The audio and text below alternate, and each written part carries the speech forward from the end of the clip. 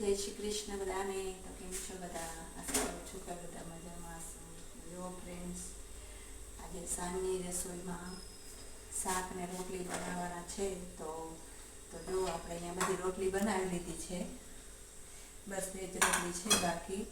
પછી આપણે કચ્છું શાકની તૈયારી. જો ફ્રેન્ડ્સ, અહીંયા આપણે તેલીય ગુવાનું શાક બનાવીશું. તો ગુવા ધોઈને સુધા લીધા છે, મીઠો લીધો છે અને વઘાર માટે ચટણી પણ તૈયાર કરી લીધી છે.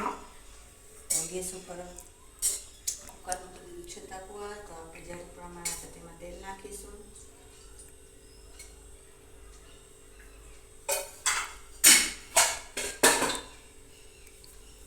તો તેલ તપી ગયું છે. હવે આપણે નાખીશું રાઈ જીરું.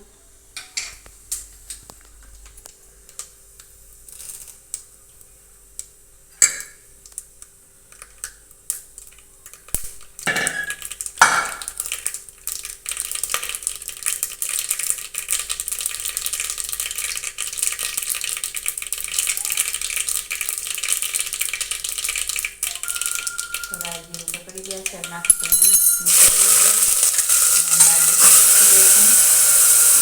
માટે આપણે તેને ઢાંકી દઈશું.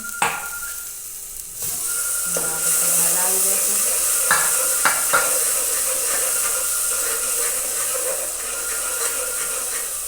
આપણે ગોવા નાખી દઈશું.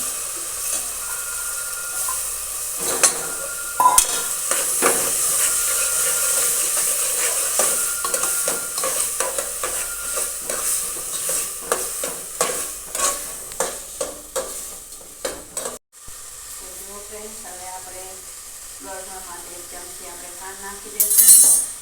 તેને પણ આપણે સારી રીતે મિક્સ કરી દઈશું. ચટણી બરાબર સતળાઈ ગઈ છે. હવે આપણે તેમાં આ 1 ગ્લાસ ચટણીવાળું પાણી નાખી દઈશું.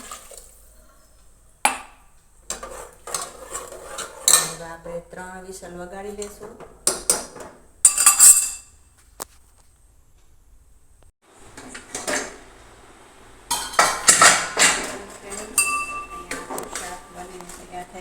ગોવાનું રસાવાળું. ફ્રેન્ડ્સ, આશા કરું છું કે તમને આ મારો વિડીયો પસંદ આવ્યો છે. તો લાઈક, શેર, સબસ્ક્રાઈબ કરવાનું ભૂલતા નહીં. જય શ્રી કૃષ્ણ બધાને.